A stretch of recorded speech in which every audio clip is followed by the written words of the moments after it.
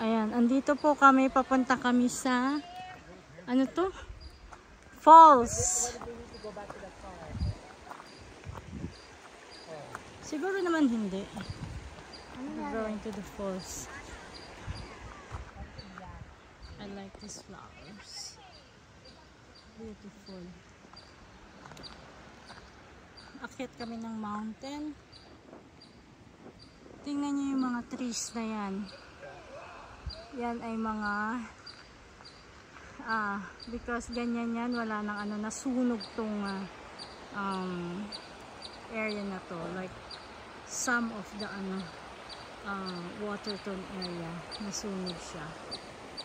And then meron siyang waterfalls doon.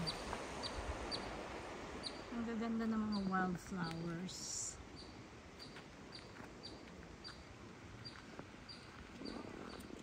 Ito Bok, oh. Ito yung binigay mo sa akin. Nandito lang pala to sa ano.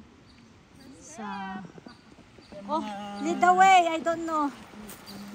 Ayan. Oo, dito tayo ang kasasa. Ano nangyari? Oh, kaya. Kaya nangyayari. Kaya lang pa kasi hindi kumakain ng karne. Meat. Yan po ay... Oh my, ganito ako. Ay, no, no, that's not. Kukunin ko yan mamaya. Pine tree. Oo, maliliit. Oo, maliliit. Hindi lang halata sa ano. Correct. Oo.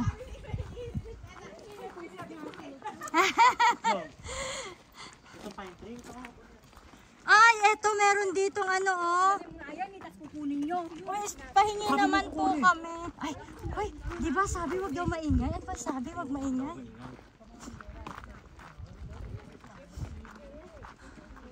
Ayan. So makikita niyo na talagang ang mga puno dito is sunog lahat. Kasi nga kasi nga nasunog tong ano ko. Nasunog. So tumutubo naman na yung mga bagong pine tree. Pero ito, boko. Nagtutubuan naman na. Ayan. Pakit po kami ng bundok.